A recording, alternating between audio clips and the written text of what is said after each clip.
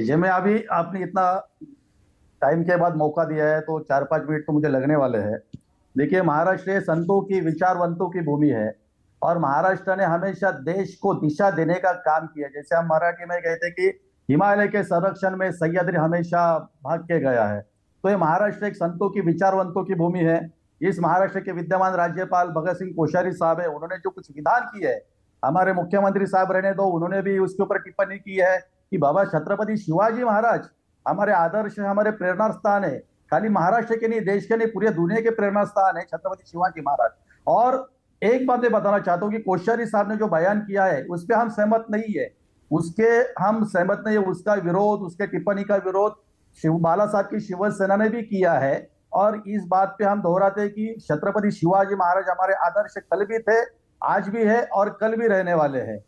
अब मैं आज बताता हूं कि आज जो मुंबई में महामोर्चा निकाला 3 पहियों की ये ऑटो रिक्शा वालों ने, उसमें से तो एक पहिया तो 2.5 साल पहले ही पंक्चर हो गया था, बंगले के बाहर वो पहिया निकला ही नहीं। और इस आज मोर्चा में शरद पवार जी ने जो बयान किया है 2-3 साल पहले, मतलब हम घोषणा क्या देते कार्यक्रम में हमारे कि जानता राजा छत्रपति शिवाजी महाराज की जय, ऐसी हमारी घोषणा रहती है। लेकिन राष्ट्रवादी कांग्रेस के कार्यकर्ताओं ने क्या किया कि शरद पवार जी को भी जानता राजा की उपाधि दे दी 4-5 साल पहले।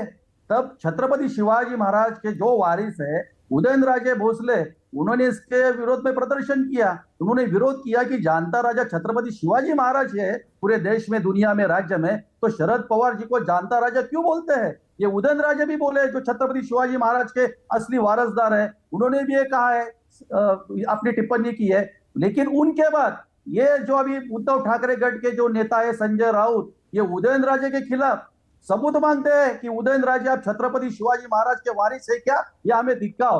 मतलब ये छत्रपति शिवाजी महाराज का अपमान नहीं है, उनके वारसदारों का अपमान नहीं है, उनके वारिस, उनके वंशज का अपमान नहीं है। और जानता राजा जो शरद पवार जो बताते खुद को, तो संजय राउत बोलते नहीं, शरद पवार जानता राजा है और जानता राजा रहेंगे। मतलब ये जो कैसे दूसरे के घर पे पत्थर मारने से पहले अपना भी घर शीशे का होता है, ये संजय राउत भूल रहे हैं।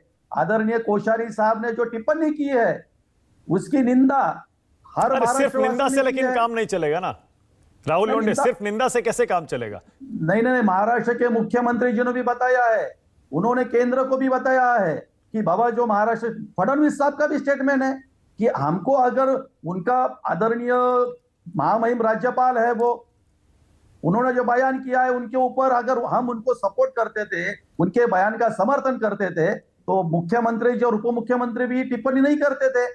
मैं कल भी बात, आज जो मोर्चा, अच्छा, क्या कोश्यारी जी को पद छोड़ देना चाहिए, क्या उनको हटा देना चाहिए। देखिए ये डॉक्टर बाबा साहब अम्बेडकर ने जो घटना लिखी है, जो संविधान लिखा है, वो संविधान में एक घटनात्मक ये पद है, राज्यपाल पद है।